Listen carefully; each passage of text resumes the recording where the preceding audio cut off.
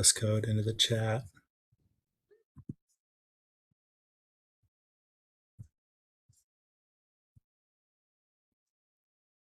Thank you.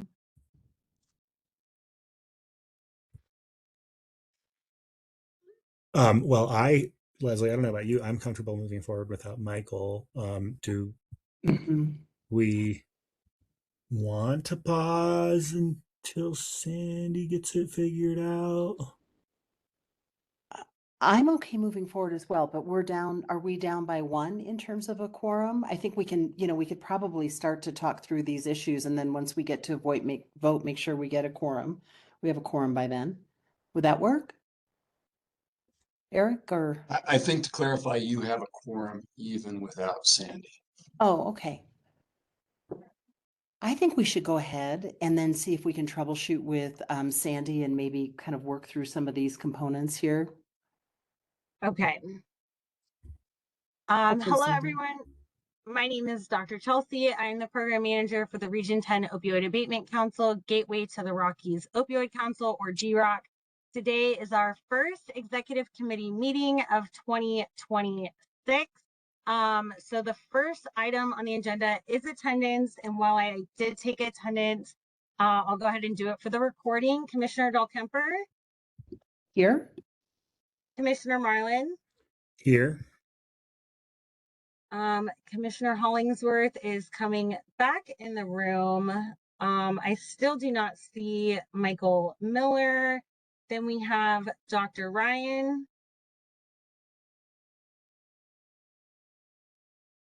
I see Dr. Ryan's name in the chat. I'm here. Can you hear me?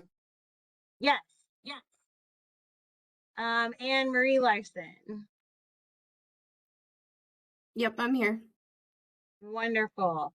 So the first item on the agenda, and first I want to apologize to the executive committee. I'm currently locked out of my email, so you did not get an email reminder today with the agenda and meeting materials packet, but I do have that on the screen and I do have that annotated for you. So the first agenda item is going to be program manager first year feedback. So that is me, and that is going to be hosted by Kate Newman. So I'm going to go ahead and step away virtually and mute my computers. Kate will facilitate that part of the meeting, and then just drop a message in the chat when I am welcome back. Great, thank you.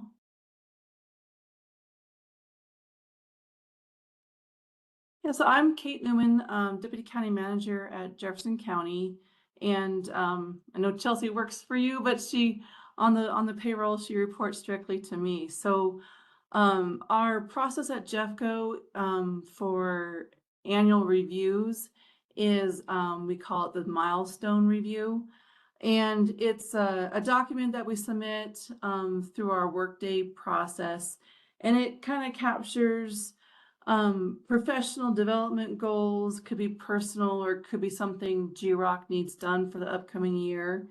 It also, we can capture expectations, personal growth, and then highlights accomplishments and successes. So I wanted to reach out to the executive committee to start like a formal feedback process. I know I hear from various people now and then, but haven't addressed you as a whole group. So I'd really like some input to help me with the milestone development. Again, it could be growth, it could be successes, it could be just anything. We could also, I can send you my email, and if you want to think about it and give me some feedback, written feedback in the email, I'd appreciate that too. And Commissioner Dahlkemper, I know you and I chatted about this. Don't know if there's anything you wanted to add. It's really just part of our annual process, and I appreciate your help. Yeah. Go ahead. No, absolutely. Thanks so much, Kate. And thanks for all of your collaboration with Chelsea. I think Chelsea has been extraordinary over this period of time. I think we're roughly into about 1.5 years of her leading this effort. give or take. So one of the things in terms of that milestone that we thought also might be helpful is something akin almost to potentially not like a 360 evaluation, but where we're getting input from the executive committee. But I would also like us to consider maybe some input from some of the partners with whom Chelsea works on a regular basis. And I think that it would be very helpful for the executive committee working with Kate to talk through some of those through lines. What are some of the key themes that we have heard? What are great opportunities? Are there challenges? Are there coaching opportunities as well? There are some strengths that I think Chelsea brings to the table that are truly extraordinary in terms of leading the conversation, making sure everything is aligned. But I do think there are also some potential coaching opportunities. I don't know that this is the space to begin to talk about that at this time, but I would very much like to do that in collaboration with Chelsea, and it's certainly something that we've checked in with her about as well. So Kate, are you hoping that if you're saying if folks have input right now to go ahead and share it with you and that we can also gather some additional input? Yeah, but it sounds like I can also put together like a survey monkey or something, some kind of questionnaire and get that to the executive committee too, if that'd be the best approach. Yeah, I'm just looking for general input on how to get this feedback, so I can incorporate it. It looks like Eric Butler may have a question. I just wanted to point out that, the wide variety of people we have on the call, and just there may be other ways to give candid feedback on Chelsea than some of the ways you've just suggested might work very well. Great. All right, then I can put together, I can work with Commissioner Delcamper to get a list of partners, agency partners that you just mentioned, that we might want to send the survey to, and then I can send the whole draft survey out to the executive committee and get that started if that is a good approach. Hey, it's Commissioner Hollingsworth. I would absolutely prefer to do it behind the scenes. I think it's uncomfortable in person for confidentiality, but also open talking. So if you can send something, I know I prefer that. Thank you. My 2 cents, I think gathering feedback is important. And, from others on the GROC and some external partners where there's been a lot of interaction, I would encourage any survey to be like pretty brief and open-ended. Basically, is there anything we need to know? I think a lot of people might not have much to say other than what I think we would all have to say, which is like the obviously positive stuff. Yeah, there's what might be helpful too, Kate, is maybe if there's a draft brief, I'm hearing brief. I think it's also, positive aspects that may align with what the role of this position is and sort of the expectations. So I think bringing it back again, keeping it brief, but tying it back to the specific role as it has been described, and expectations. But I think also in what areas can we support Chelsea even more, because she is great at what she does. And what are some of those areas that we really need to potentially look at some additional assistance? What would that look like? What could that potentially entail if there's some agreement around that?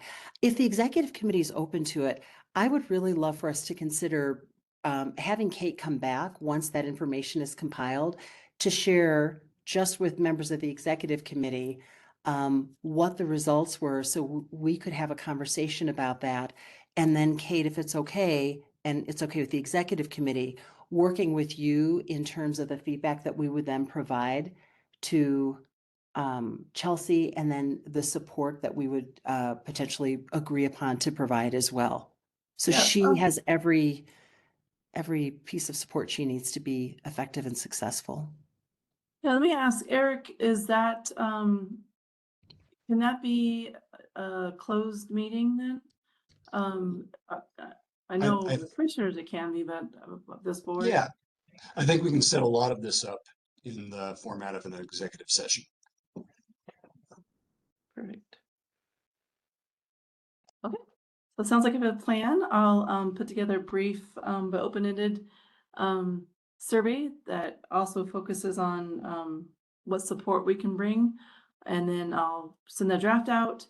I'll work to get a list of people you'd like to get input from. And then I'll work with Eric to get an executive session to share the information.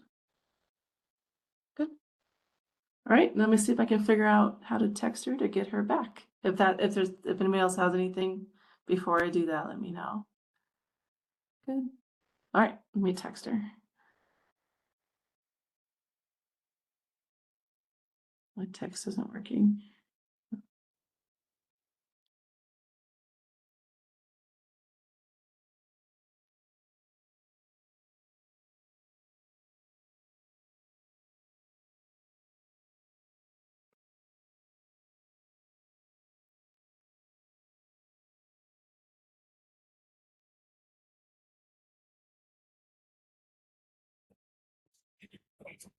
Oh, great. That worked. Thanks, everybody. Hello. Can everyone hear me? Yes, hello. Yes. Oh, I can't hear you. I need to unmute the microphone. I need to mute. All right. Thank you so much, Kate. So I did want to ask the executive committee and Kate and I had talked about this, about doing an anonymous survey at the January 26th meeting to allow the rest of the council folks to provide some feedback on my first year in the role and how they felt about that. Yeah, I'll catch you up on our discussions and just after this meeting. Okay, sounds good. Next agenda item. Go ahead and pull that back up.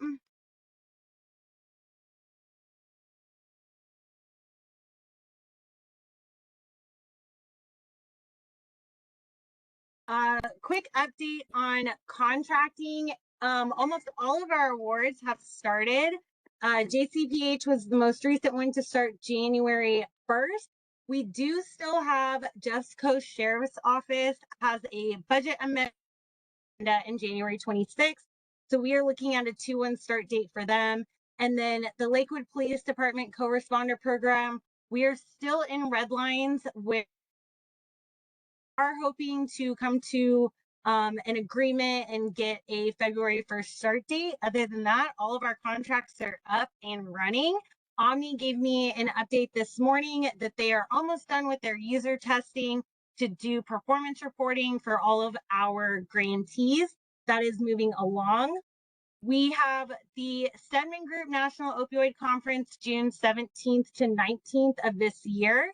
The council previously approved up to 5 grantees and advisory committee members to attend the conference on a sponsorship for early registration.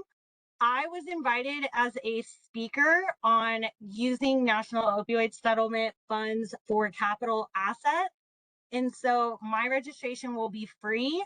Then we had 4 grantees and advisory committee members express interest in attending. That would be Linda Behringer from Just Living Recovery, an advisory committee member, Lori Spurgeon, the assistant director for Denver Recovery Group. They are a current grantee. Recovery Works, they were specifying a person by today. They're a current grantee. And then Nina Shepard from Monarch Recovery, which was our home purchase. And I will be inviting Nina to co-present with me for a portion of the presentation. So I just wanted to run these names past the committee, see if there was any last questions before I got these folks registered.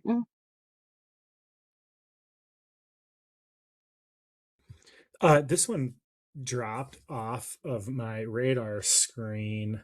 It's hard for me to anticipate my availability that far out, but I have some interest. What do we think in sending a couple of, is this our cap? Is this our number? The December meeting was 5 grantees or advisory members by the early bird registration deadline, which is January 16th.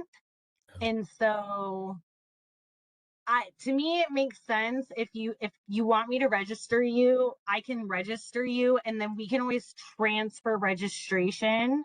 I think it's like in May is the deadline to transfer registration to someone else. And George, just so you know, I know I had mentioned not having those of us that are employed by the counties get paid through the opioid dollars to give the opportunity to some of the people out in the community doing the work. So just that was my opinion. Oh, okay. So if I want to go, I talk to my county and either go or not. Okay, that's fair. Can I ask you, are you thinking about going? Me? Me, myself? Too expensive. So no.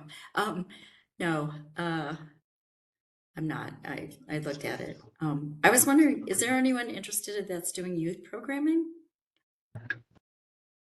They did not, that group did not express interest in going. It could just be it's too far out. The agenda still is not released. And so I think people on the ground are questioning relevance because it being a national conference, it's probably going to be more policy oriented than grantee oriented. So I think there is just a wait to see what the agenda actually looks like. So I'll just add, if we have an open spot, if others feel like the potential new chair should be attending on opioid money, that's another way to think about it. I can also cancel. I can register George today when I do the registration. That way we get the early bird and put this on the January 26th council meeting. And if the council decides to revoke it, that's enough time that I can request a refund. And then we can just see, like, I think bringing a voting member would be awesome. Somebody on the executive team would be great. And if we use my name as a fill-in, I don't have, my elbows aren't that sharp. If somebody else pick their, raise their hand, I probably would accommodate that.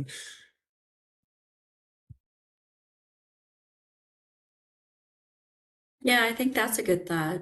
Someone that is in the public health or the human services realm that's a voting member might be interested.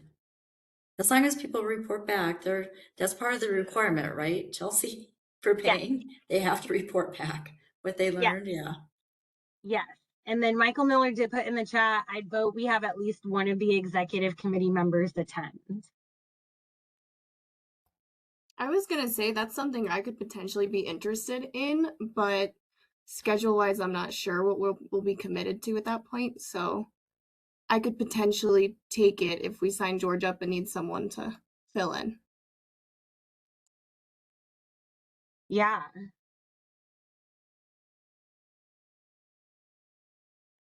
Because you can transfer a registration up until I think it's like the last week of May.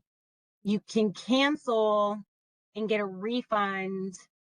I want to say it's like April. So I have time to put this on the agenda.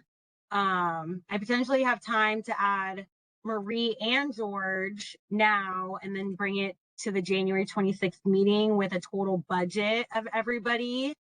Because we had also talked about sending me, but now my registration is free. So we're not spending any more money by registering Marie and George now. And then again, just taking it to the council. And if they want to cancel, I can cancel. If we want to transfer at a later date, I can do that. But then we would have two very valuable public health and executive committee members attending the conference. Is this discussion? Do you need any kind of a motion or just discussion? Motion. I'll motion that. I move that we register Commissioner Marlin and Public Health Representative Marie Larson for the National Opioid Settlement Conference. I'll go ahead and second.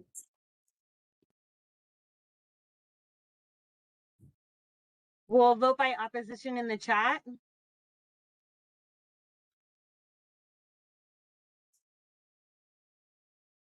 I'm not seeing any, so this will pass.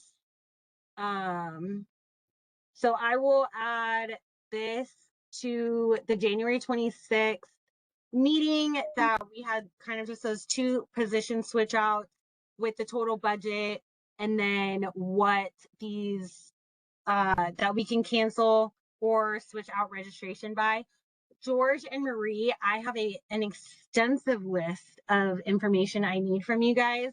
And like I said, I'm locked out of my work email. So I will send you an email from my personal email to get that information. That way I could get you registered on time. Next update, letter of support request was approved. That delegation is only with the full council. But I didn't quite have the specifics at the time. And so in December, the council did vote that I could write this specific letter of support. So that was a joint ROAC application for regions 1, 5, and 14. The initial plan was a legal support and evaluation support. When they finalized what regions would be participating and what their budget would look like, they ended up just on evaluation support. So a copy of that letter of support is in your meeting materials packet. It ended up being $440,000 as $115,000 per participating ROAC. So that was, again, a support letter. Letters of, I'll pause for questions before I go into letters of acknowledgement.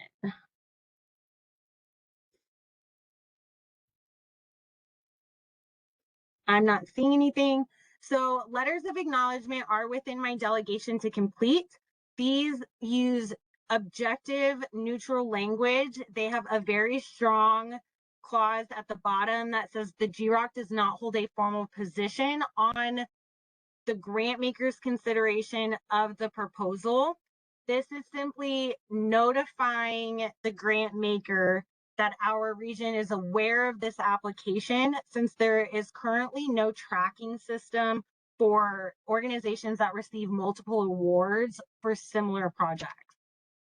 So the first letter of acknowledgement was for ROAC 4 with Omni Institute as an implementing organization. And I know Eric and Carrie will appreciate this. I did include a potential conflict of interest statement that the GROC currently contracts with the implementing organization Omni for program evaluation 25 to 27 in the amount of $120,000. Region 4 is asking for $500,000 over a 2-year period, so Omni can do a statewide evaluation data project. The University of Denver Anschutz is also pursuing a statewide data and learning project. And I did tell the state that I've written multiple letters of acknowledgement for this content area, and they said that that was fine. Denver Anschutz is asking for $282,182 for 2 years to do their statewide data project. Colorado School of Public Health applied for their Colorado Recovery Friendly Workplace Initiative in the amount of $556,594 over 2 years.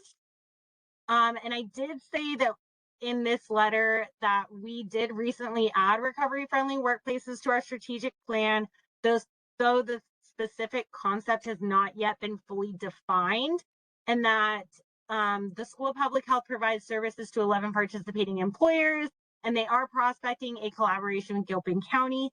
So I did connect this group with Elisa, Marie, and Sandy so that they could talk about the Recovery Friendly Workplace Initiative and if this project is aligned with what the Gilpin team initially was thinking when we put Recovery Friendly Workplace on our strategic plan.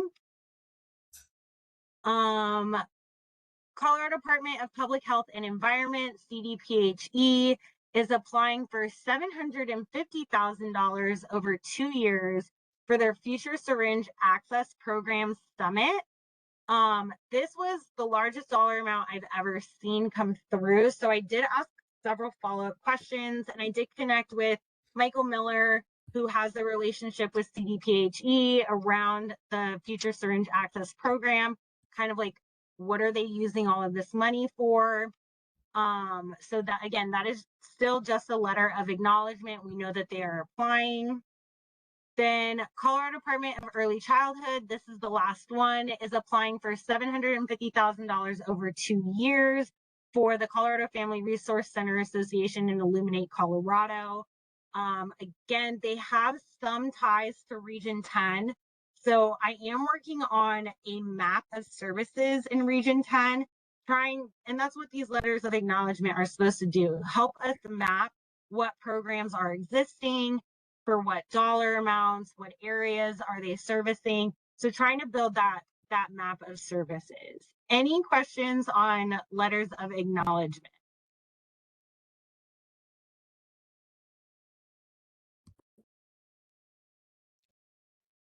Thank you for the update. Okay, so this is a budget amendment request, and then we are going to use this as a case study when we get down to our grantee playbook revisions. So the Jeffco Sheriff's Department initially applied for wristbands, long range gateways, and sensor provisioning devices that are not scalable as initially presented to the council in June at the time of the award.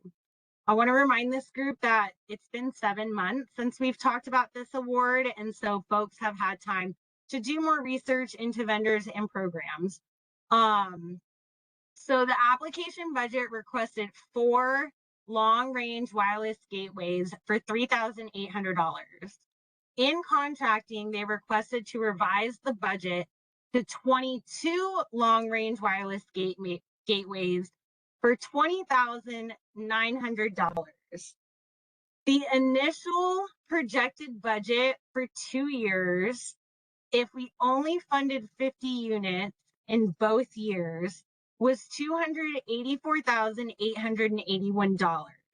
However, now the budget for 2 years, if we only fund 50 units, is $304,000, $772. So it's about $100,000 difference. Not even quite that much. However, the total budget that was conditionally approved for 2 years, so if we were to do 50 units in year 1 with an additional 50 units in year 2 to be 100 total units, the cap was $537,582. Now, the projected 2-year budget, if we do 50 units in year 1 plus an additional 50 units in year 2 for 100 total units, would be $451,557. So it's lower. I'll pause. This is a lot of math. Floor is open. So you're asking us to approve a reduction? Technically, it's an increase because the 2-year minimum is now higher. The range was the 284 to 537, but now the range is 304 to 451. This, it has to come to full council. It has to go to executive committee because this specific line item is more than a 10% increase. And originally we approved 50 to see how it went, correct? In year 1, yeah, but this isn't the 50 units. This is the wireless gateway that runs the unit. And you previously only approved 4 of them, but they're requesting up to 22. And do we know why let me ask Eric first. Eric, may I weigh in with questions since it's Jefferson County Sheriff request?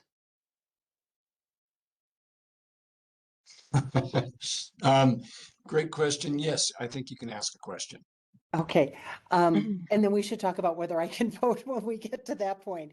But do we know the why behind the increase? increase in long-range wireless gateways? Is that because, well, what is that a reflection of? Yeah, I think they just had more time to research the vendor, and it could be 4, it could be 10, it could be 22, and they rather write in the 22 now than later. So I think They this just was think always, it's more yeah. cost effective, even though it's more expensive, maybe it's more cost effective to buy more? Or Well, they they could, don't know if they're help going them to be more need more. effective?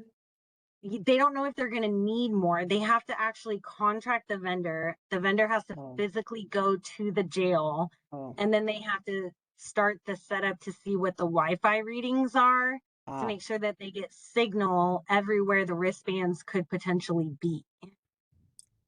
I mean, this, I'm no IT expert, but I remember when the application was coming through, being surprised that 4 wireless gateways could cover a building of that size and construction. that makes sense. Can we wait until they come and look the connectivity over? Will they have a better idea then? They would like the budget amendment written into the contract to make the vendor selection and contracting with the vendor an easier process. Can we write it in such a way that we approve up to 22 based on the evaluation and recommendation of the vendor? Because if the vendor says you only need 12, then we would spring for 12. Yeah, that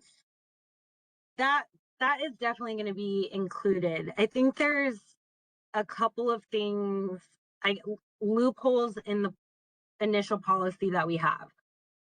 The first loophole is that, well, any line item budget more than 10% has to come to this group for approval. So the line item budget being 3,800 to 20,000 means it has to come to this group. Carrie and I also revisited the and we talk about this later in terms of like if it's a material change or a non-material change in the grantee playbook.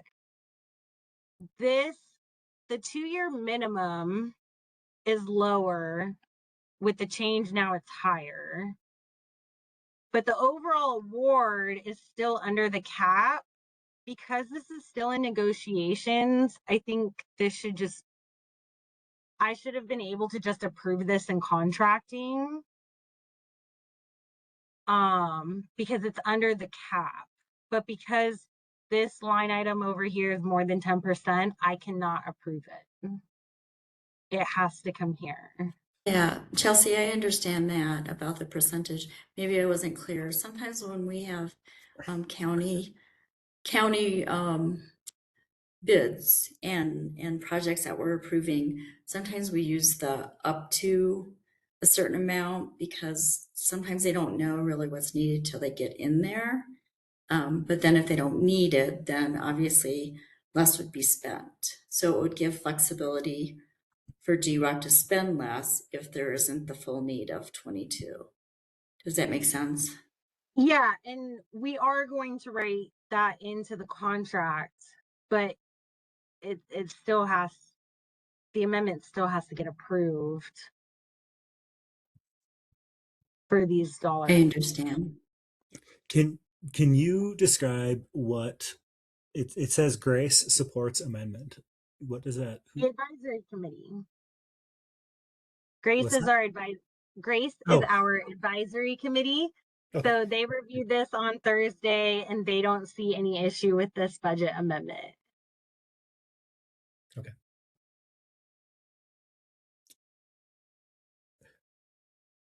Not to get in front of everybody, but I don't either.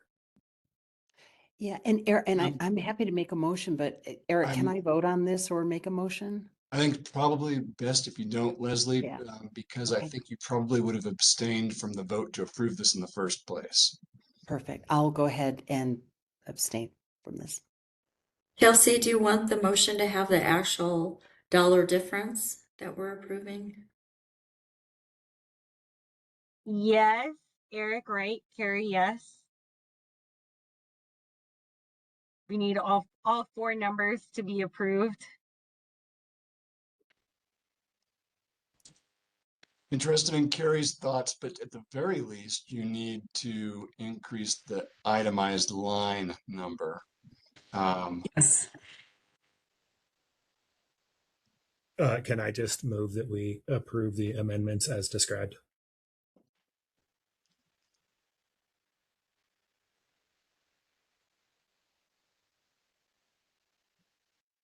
Let me rephrase that. I move that we approve the amendments as described.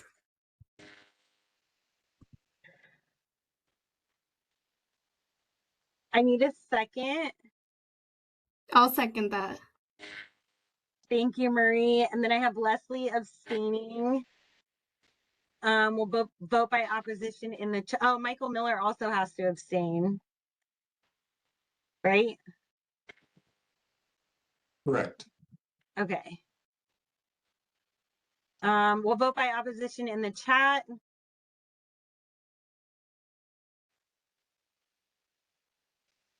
I'm not seeing any, so this passed.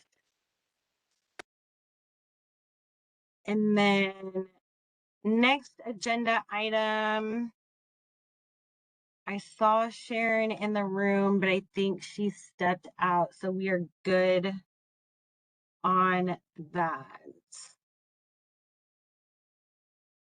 Next agenda item is that we have a funding request from Sharon Hawkins and Jeffco Public Schools. Sharon is the Substance Use Prevention Coordinator for Jeffco Public Schools. She is an advisory committee member, and her current position was cut. And so she just found out at the end of December. So she will have until June 2026, and then her position will be completely eliminated. So she is coming to the council for what I think is a nice package emergency fund. We have not used our emergency fund yet because we don't have a strict enough policy around it. Whatever we do is going to set precedent. And so I want to be able to articulate what those bounds around emergency funding are.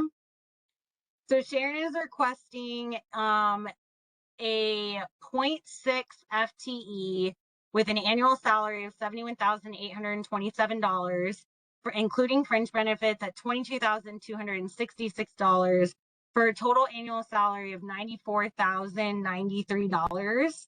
And this would be a 2-year award, and she's seeking $100,000 or year one from GROC, and then $100,000 or year two from the local government, the Jefferson County Opioid Task Force. In the meeting materials packet, there is a copy of the email with her request that provides more information on the situation. And I did mess up on my math in the original. I said $50,000. It is $100,000. And then I responded, and just to contextualize, is that the Jefferson County Opioid Task Force is not anticipating making their recommendation of priorities to the Board of County Commissioners until March of 2026.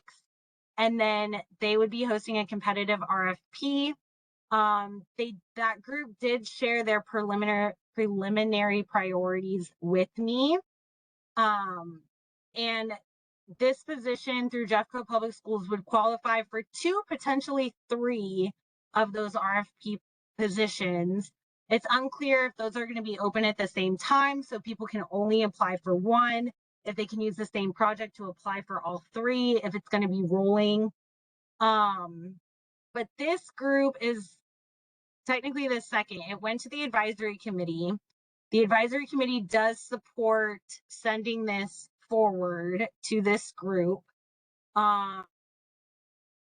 If we want to hold this request until the local government weighs in, which means it could be after the deadline Sharon's position, because we need roughly 3 months to contract. We can advance this conversation to the full council on the 26th. We can request additional information from Sharon and Jeffco Public Schools and talk about it at the February 9th meeting. And then if the executive committee thinks it's ready to go to full council at the end of February, we can do that. We can request more information now for the January 26th meeting. We can stop this in its tracks. I will go ahead and yield the floor for discussion.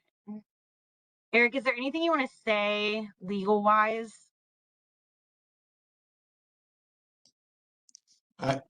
Not really. I mean, just be aware we do have standard operating procedures on emergency funding. We can probably pull those up for people for consideration. And just think through what sort of, how formal and what form you would want the request from the schools to be for this sort of funding. Carrie may have thoughts. No, I think that summarizes it, Eric. Thanks.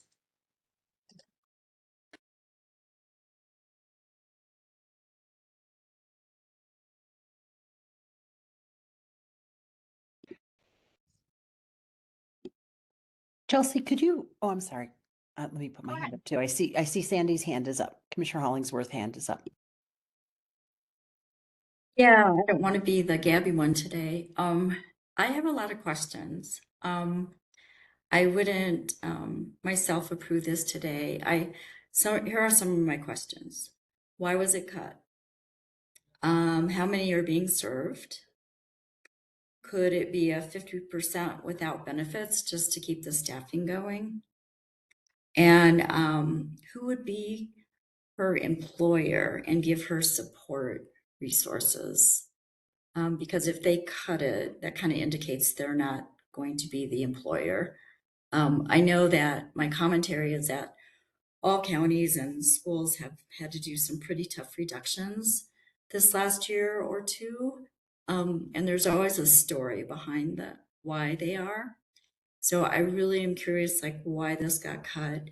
I'm reluctant to start backfilling staffing because someone happens to know about us and wants to come to us because it's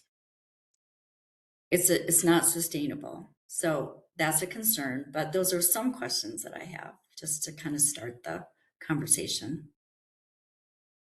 Yeah, so Sharon did receive a rather vague email that it was just tough to pick programs. They're more than willing to work with her on finding additional revenue streams to continue her position. Jeffco Public Schools would be her employer, so they would be the applicant and the awardee to get the transfer of funds. In terms of being staffing hours only, not salary or not fringe, we can definitely ask if they would be open to that. Could it be a match with the participating local government? Not in time. The participating local government will not have any type of decisions made in 2026. So we would have to fund the first year, whatever we decided. And we could make a condition that it's 1 year on the condition that you still apply for other funding sources to fill year 2, whether you get them or not. But we're for sure only going to fund year 1. In terms of how many people are being served, I did ask Sharon to start gathering that information in case this group asked, that it would be ready for the January 26th meeting.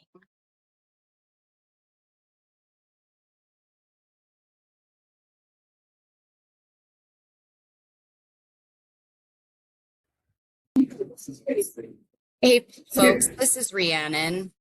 Oh, Sandy, you should speak before me. Go ahead. I was just gonna say it was Leslie's turn next.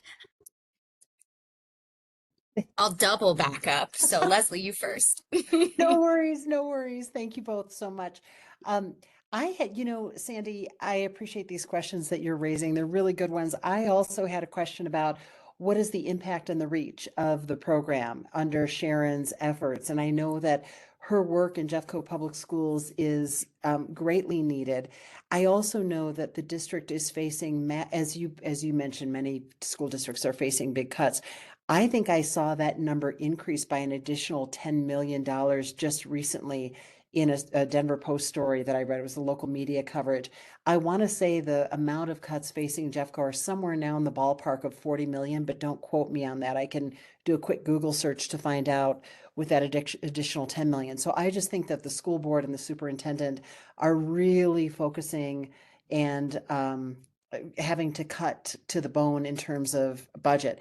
They are going to be looking at a mill levy, possibly mill levy combined with bond. They're looking at 2 or 3 different potential avenues this fall, but who knows, what that may look like given where our economy is at and more. I would be very open to digging into this further and supporting it, but I do think having those questions answered around impact, number of students served, and then also I'd be very curious to know what Sharon's outlook is for the coming year or two. What are the additional needs or gaps in services that she would like to lift up to ensure that kids are being served? And then I also wonder, is this an opportunity for, instead of thinking just Jeffco schools, is there a way that there are could we look at this being either scalable or working with our neighboring districts that are in Region 10 in terms of whether they have something like this already underway? What could we learn? Is there an opportunity that potentially is ripe for partnership? And what might that look like in terms of funding? I have a similar question. I believe this was going to, as you mentioned already, Chelsea, I think that this would fall under the school district. And I'm wondering if it pretty much sounds like it aligns with what she is currently earning or looking at. But I also think there's a potential to think even a little bit more outside the box, and in terms of those potential partnerships and filling the gap. So I'll just leave it there. But I like this idea with those additional questions answered.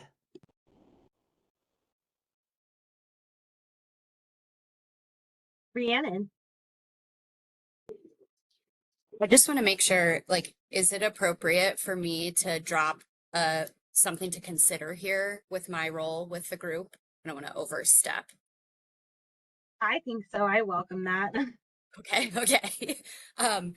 Again, this is just something to consider, but with the reasoning behind Sharon needing this funding being connected to federal budget cuts, we start to tread into supplanting versus supplementing opioid settlement dollar issues. And so when I first saw this, that my little red flag popped up, just to make sure you all are tracking that and thinking through that. But then Commissioner Dahlkemper, when you just started kind of out loud brainstorming some potential ways to make impact bigger, you started to talk about some of the things that Sharon could probably do directly with this funds to support Jeffco students. And I think if there's anything that you outlined that Sharon was not able to do before, but is able to do now because of the funding, then you kind of save yourself from the supplanting issue. So I just wanted to, make sure that was on your radar. Eric's legal brain is far, far more brilliant than my non-existent legal brain. But 2, you can get around it pretty easily by just ensuring, if you do choose to fund this, that Sharon is either serving someone she wasn't able to serve before or providing some type of service that she wasn't able to provide before. And that's all from me. Thank you. Thank you. That term was in my head as well, Rhiannon. I have some confidence. I have confidence that it's coming to us after already having had some legal review. Is that correct? It's still very early brainstorm because her job was cut with only 6 months to phase out. And she does explain this in the email, is that that's not enough time to really disseminate her role as a coordinator across all of the schools with the health workers who do the actual one-on-one with students. So funding 1 year helps with the phase out, so it's not an abrupt end and the program doesn't lead to unintended consequences. We've taught, this is so early in the conversation. Okay, thank you. And then I think, in addition to all the questions that have been asked, are we talking about if this is funded, that would turn from a 1.0 FTE to a 0.6? Is that, am I reading this correctly? Correct. Okay, so maybe there is some space for what Commissioner Dahlkemper was talking about. And I guess I'll just share my opinion while I have the mic. I really appreciate all the questions, and the thing I do know is that I don't know that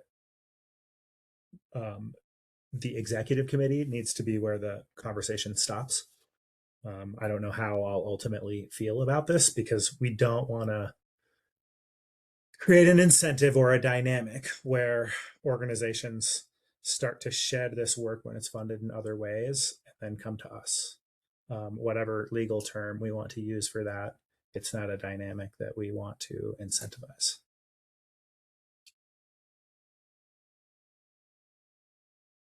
Kelsey, I guess I'm looking at, she's the coordinator. So I have a couple other questions, if you don't mind. She can answer, like, how many schools does she help coordinate? And is this work that public health is doing in their schools? Kind of going to Leslie's question, our public health is doing this type of work in our schools up here.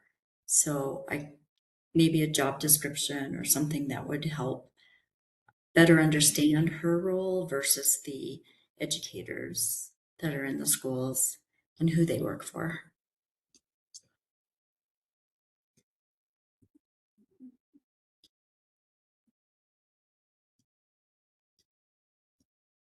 Yes, I can ask that.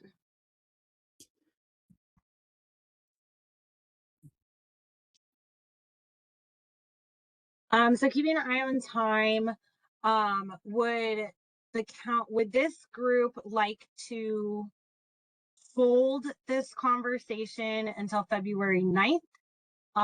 Or would they like Sharon to produce these outstanding questions for the January 26th full council meeting? I did preemptively put this on the full council meeting, so there is some time if we would like it to go straight there. But with this being the first request of emergency funding, very similar to the Soterra Landing project, us trying to figure out what those bounds around emergency funding are. And I'll let Carrie and Eric weigh in. I think it's appropriate for this group to hold the conversation until February 9th to get more information.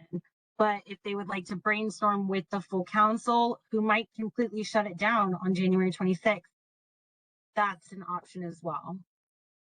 I do see Dr. Ryan. I'll go Dr. Ryan, Leslie, Rhiannon, Sandy.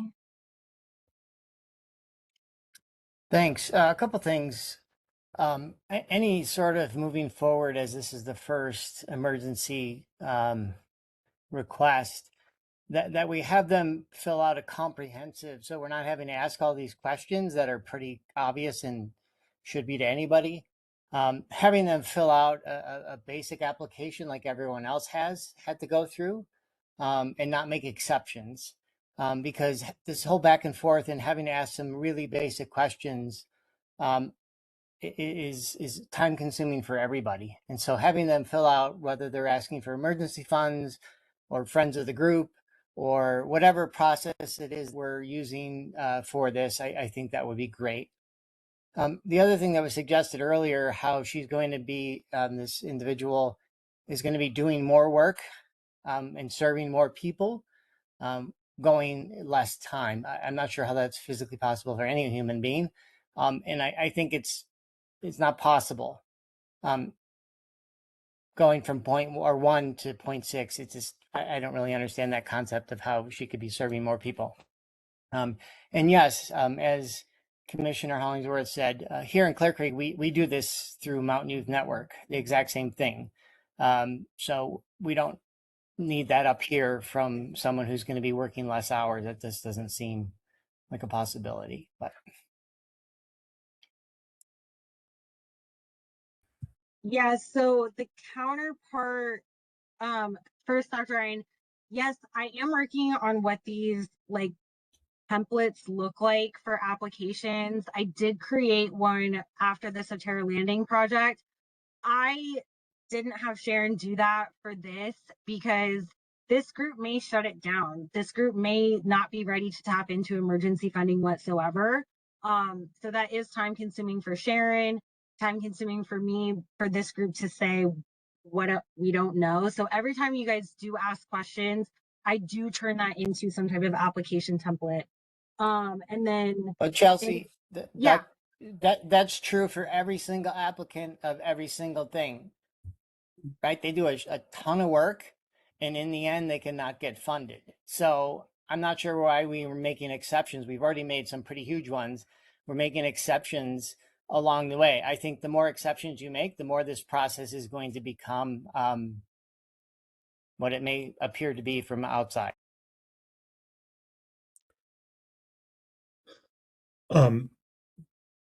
Building on that, I think where this sort of puts me is formalizing some kind of an application, and my preference is to have that go in front of the GROC when at the meeting when it's ready.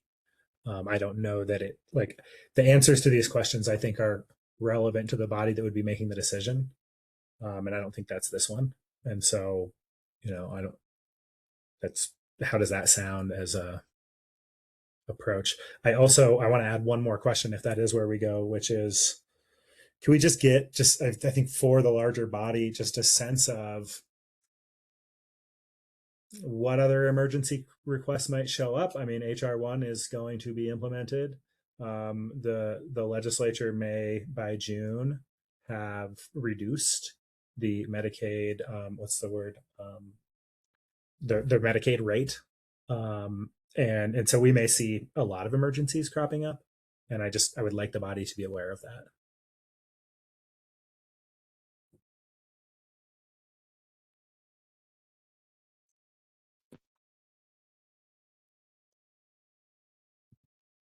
I can work on that.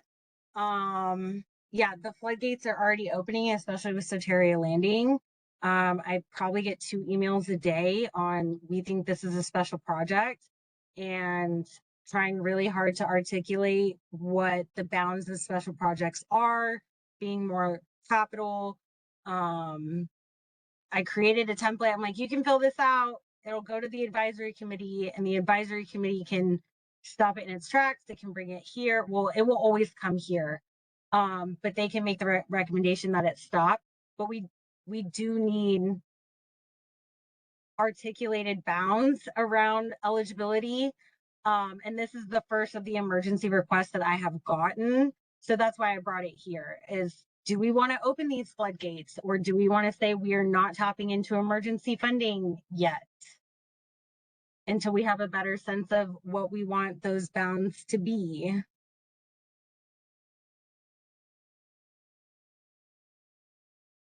I second that motion. What was the motion?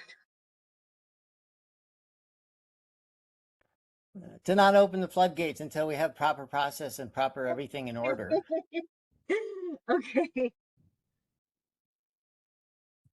When I look at our SOP, I see emergency applications being justified by changes that could impact service delivery to people in GROC.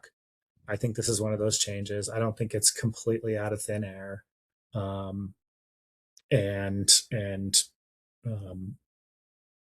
So I also, Grace did suggest that this move forward. I want to respect that advisory body. I think I view my role as only when I have a very strong opinion saying, actually, it stops here. I just, out of respect for both Grace and the broader body, I think having this get put together and then brought to that body for a decision is our best option here. I want to get Leslie and Rhiannon's thoughts, and then I have a potential suggestion to move forward that is feasible for my work at least. Chelsea, okay, is ready for me to jump in? Yes. So quickly, I would say, let's gather the answers to the questions we've put on the table. Let's pull that together first. I don't think this is ready yet for a conversation with GROC in the next week or two.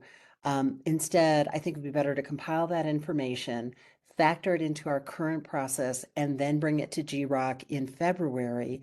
And I think it may also be helpful, Chelsea, if you could just share with the exec committee what our process is currently for this emergency funding, to the point that, we do have an opportunity for that. And then I think as executive committee members, we can also take a look at that and see if there's anything that either needs to be shored up or if there are any gaps that we might want to tighten a little bit further. But that would be my thought on this conversation. That's the direction I was going. I'll go ahead and let Rhiannon jump in, and then I will expand on what my thoughts are. Nothing that I'm saying is going to change that direction, so nobody panic. Chelsea, I was just going to offer to you, we have a similar situation for emergency funding put together in Region 12, which is Douglas County, but they work with the Douglas County Community Foundation. So we have a legal agreement with all of the eligibility criteria for what constitutes an emergency and what doesn't. It's going to be a little bit different than how you folks are going to be using this, but if you're interested in taking a peek at that, if it would be helpful to inform the February discussion, holler and I will send it to you. Yeah. So I think like where I'm at is we do think that this is emergency funding. So I will put together an application based on all of the questions that came up today and in the advisory committee meeting. I will work with Sharon to get that for the February 9th executive committee meeting. And then I will use that template from Rhiannon and Region 12, I'll work with Eric and Carrie to come up with some tighter bounds of what is emergency funding now that I have an example. I will try to work on some predictions of emergency funding, especially with that supplantation language to clarify if this would work or not. And then bring all of that information back to the executive committee on February 9th to see where we land. That sounds good to me, and I'm not asking for I know your crystal ball is as foggy as mine is as far as what might show up, but I just think some awareness that there's a lot shifting with the federal government right now, especially in this space, is going to be helpful to that body. Hey, Chelsea. Yeah. I thought of another question, and my question is, did they cut the program or just this position? Because that's telling to me if they feel like it can operate without this position, because sometimes there are lots of layers of management. So maybe that was part of the scrutiny. So I'd be interested in that. And we never did vote on the motion. I can say fairly confidently at this point that they cut the position and the work will be disseminated to the health workers. And Sharon did outline in her email that her concern was that the work would become decentralized in that way, and folks would be on different plans or have different curriculum because all the schools would be operating in silos at that point. And Sunny Vincent from Clear Creek does very similar work to what Sharon does as the coordinator. And so Sunny did have a comment of like a 1-year phase out makes more sense. We can do with that dollar amount whatever we want. But I guess the motion on the table would be my last recommendation of tabling this conversation for February 9th. Is that February 9th executive committee meeting? Yes. Leslie, is that sorry, Commissioner Dahlkemper, were you suggesting this goes straight to GROC in their February meeting? Well, what I was I was suggesting that that it's not ready for prime time in January, that we spend time gathering the responses to the questions, revisit that, not recreate it, but just have Chelsea share with us and, share with her as needed anything more related. But yeah, I'd wait to bring back those responses to exec committee, but I would also be in favor of bringing it to GROC in February instead of in the next week or two. Just because I don't feel like it's ready for prime time yet. I feel like we've got some good questions on the table that we need to answer, but I also want to honor the Grace group as well. I appreciate that. I think this is not a strong preference. My slight preference Yeah. is just that this goes straight to GROC in February. But that's because I think I know what my opinion will be on the 9th, which is we need the GROC to make a decision here. So you're also on February 9th. This is essentially our case study for emergency funding. So on February 9th, you are also going to be approving what that application looks like, what that eligibility criteria looks like, how it fits into the SOP. Okay. Then I'll just make the motion, since I'm sitting here hogging the mic, that we have those questions get answered, an application be put together, and that this be put on the February 9th agenda. Hey, Chelsea, Yeah. maybe I dozed off, but I believe that Tim seconded a motion to not do any emergency funding until we had a process in place. And I don't recall we voted on that motion. I don't think a motion was made. I think a suggestion was made, and Tim seconded. It wasn't a formal motion. But either way, this would still be the case study of what does our application look like? And did I provide all of the correct questions? Are there any outstanding questions that people have that should go on this application prompt? Tim, how is this landing on you? Are you happy with that direction that I articulated in a motion, or would you like to do something else? Because I can withdraw my motion. No, I think having the answers to all these questions and having a proper application for anything, emergency or not, I think would benefit both this committee and the broader group. So they're not 10 minutes before being asked to make decisions about something and we know little to nothing about it, which has happened. So I think that the further ahead of anything, any vote, this group or the broader group would be beneficial to everybody. So particularly given the nature of what this incredibly slippery slope can be moving forward in the future. We need to make sure all the proper things are put in place.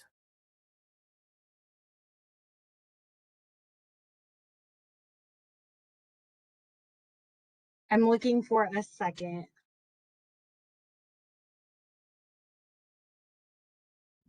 Second. Vote by opposition in the chat.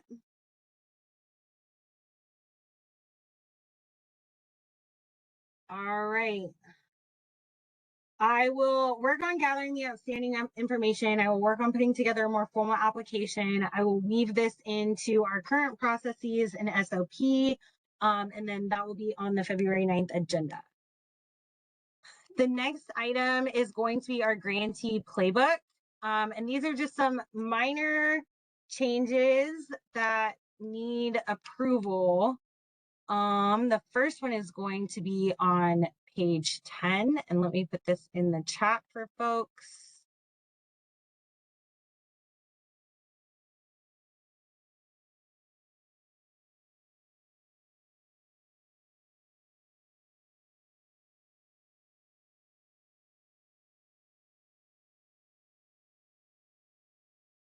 Oh, I'm sorry, that was the SOP. We are in the grantee playbook.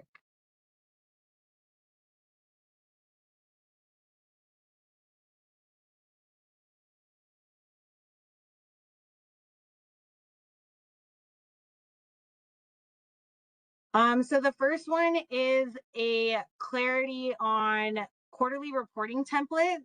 The initial approval was that we would wait until eUna was built out, and Omni got to meet with all of our grantees to see what the quarterly reporting template will be.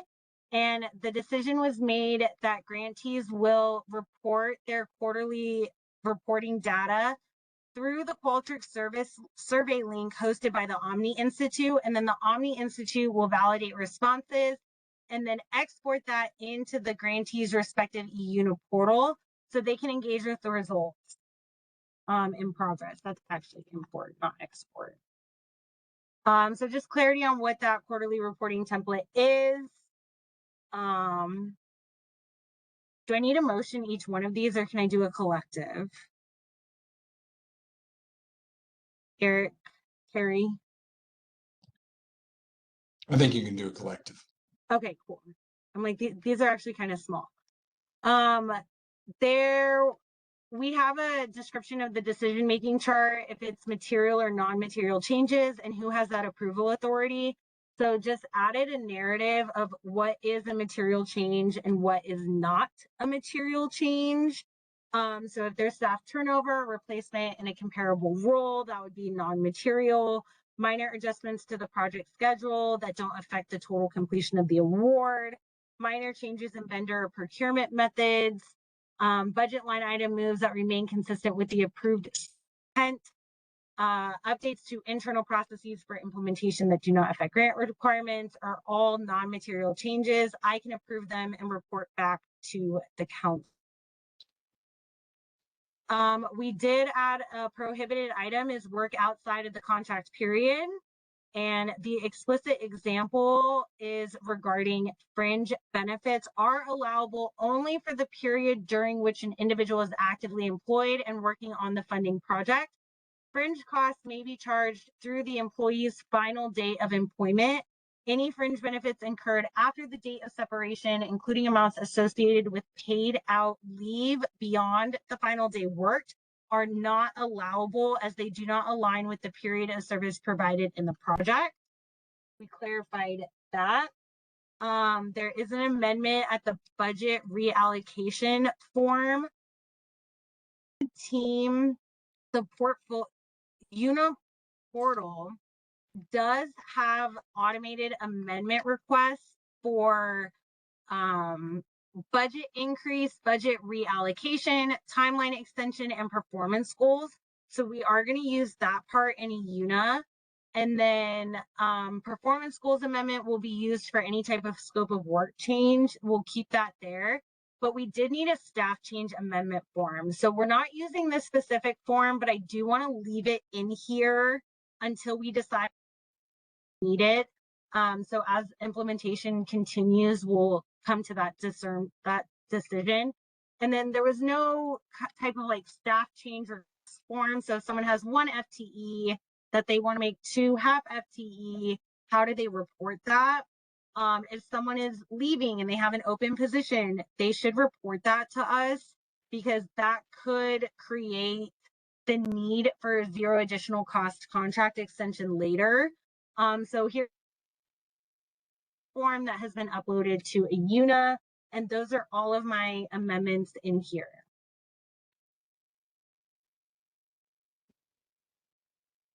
The floor is open.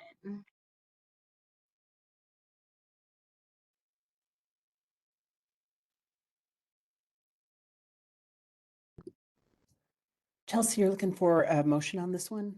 Yes.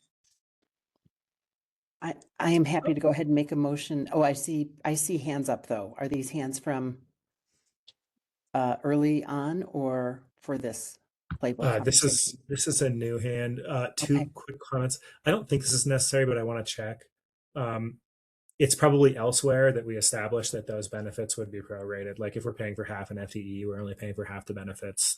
Is that handled elsewhere in the document? I think it's obvious to all of us. I just want to make sure we don't. I would have to go back and look. This came up for people like that we're not paying fringe for, or it's only associated. It was written in the grant. I can clarify that language. I'm not sure that it's crucial. It just popped into my head as I read that highlighted sentence. Oh, about the severance.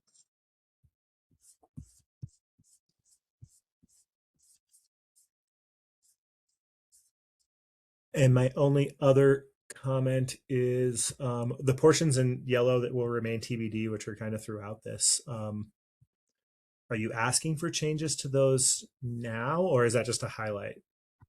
No, they're still just coming. So the only changes that are being approved today are the ones outlined in the agenda and slide deck, these specific ones. Okay, great. That's all from me. And Commissioner Dahlkemper, did you make that motion? No, I have not made the motion yet. Were there any other questions or comments on this one before I do that? I'd like to go ahead and make a motion to accept the changes as presented by Dr. Chelsea. I'll second.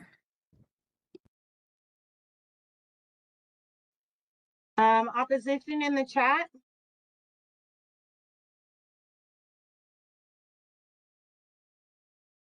All right, these have passed. So I will go ahead and update this document and get that version out to our grantees. And then the that we have today, I know we only have 10 minutes of time. I think I know what this group is going to suggest. Is our cohort 3 brainstorm. Oh, I have it in here. In December, the full council had requested kind of like a projected timeline of when we would host our next RFA, what that would look like. So after doing our build out with the AUNA team and playing with their timeline of implementation, the fact that before a full application, so we have less to review. But we still need to test out the application and scoring process in AUNA, is that we do not do any new funding in 2026. As Dr. Ryan mentioned, you have to approve an application, and I haven't built the application or the rubric, and we would like changes to those. The application does need more work on the questions that are asked, how they are asked. The rubric needs work, transition to a point-based system, not a holistic. So we would use our renewal applications. We have 2 groups on a 1-year contract, Advocates for Recovery and Denver Recovery Group.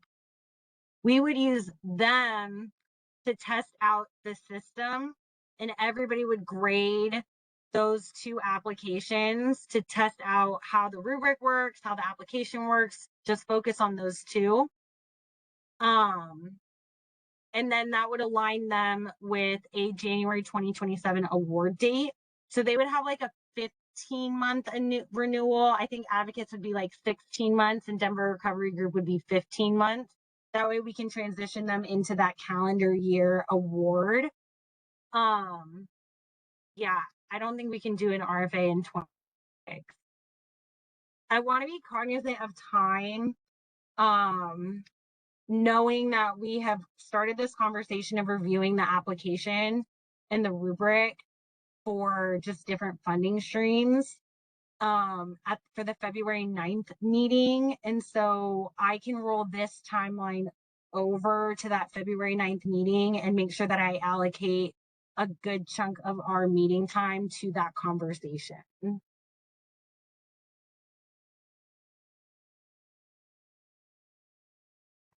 I support that.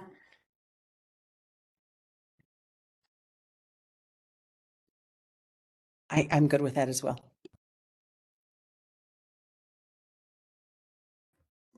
I just have, I can live with it. I have to throw out the caveat that we may need to be nimble. This is on theme for me this year. I would rather throw out a narrow RFA if we see a certain category of service provision being like threatened than have everybody jump into an emergency line or watch organizations go belly up in this region. And so I just have to issue that caveat because of how dramatically the ground is shifting underneath us. It's also building the infrastructure for the 13 groups that we have. Like our grantee playbook is really bare bones right now. It's minimum. It's come up several times in contracting, and Carrie and I have to go back and reference it. And we don't have a policy, or we need to expand on the policy. We need clarity around what we were writing here. So to add new grantees into that infrastructure, we're giving out money, but money alone doesn't create sustainable change and save lives. It's having an infrastructure for that money to do its job that we also need, that we are done a great job in the region of modeling. And then we have this emergency fund. And so that's kind of like where that conversation comes up is I'm monitoring special interest projects. I'm monitoring the emergency fund. I'm monitoring our 13 grantees. At what point does that become, and then I also have to host another RFA and facilitate the council. At what point does that become too much for me that we need to consider hiring someone else to either grant manage or facilitate the RFA? How do we do these things simultaneously when we don't even have bounds around the emergency funding or clear bounds around special interest projects just yet? Understood. So holding off on an RFA while we kind of figure that out and give this group time. I know that was Dr. Story's biggest issue was we don't know if the strategic plan we have is the best strategic plan. And then each one of those areas I have to write a funding call for. And if I'm not entirely sure what the council is looking for, I can't write that call. And then we open the floodgates and we get 50 applications when maybe 2 of them are really what we were looking for. So just taking a little bit more time to be a little bit more intentional, knowing that this group was kind of worn out in December, is if we do this, like we're not going to do a major funding. We're going to focus on how we craft our calls, give the group more time to read how the call is articulated, what the rubric is for that application. I think we can come out strong in December 2026, January 2027 with some high quality RFAs. And then at that point, we'll have more policies in place. We'll have more infrastructure built to manage all of that.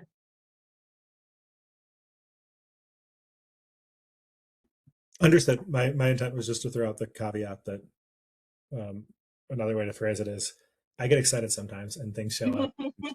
I am going to want this money to be able to serve people in some of the scenarios that are in my imagination this year. So the motion was to finish kind of discussing this timeline on February 9th. I have Sandy as the first, Leslie as the second, so I'll do opposition in the chat.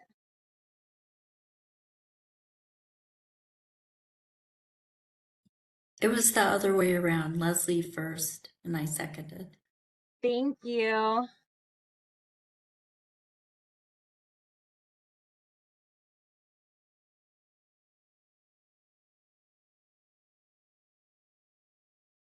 I don't see any opposition, so this will go ahead and pass. And then I know I have 1 minute just to go over the January 26th agenda is basically what we went over today. I will take off the emergency funding request for Sharon Hawkins, so that will give us a little bit more time to talk about the grantee playbook revisions. Do we want to leave the RF3 cohort 3 brainstorm conversation on the table, or would we like to take that off of the agenda?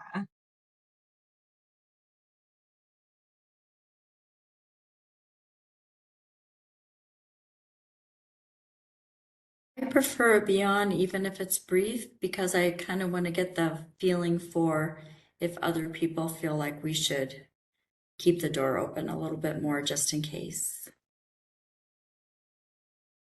Okay, so I will just take off the emergency funding for Sharon Hawkins, and then this will go out next Monday to folks.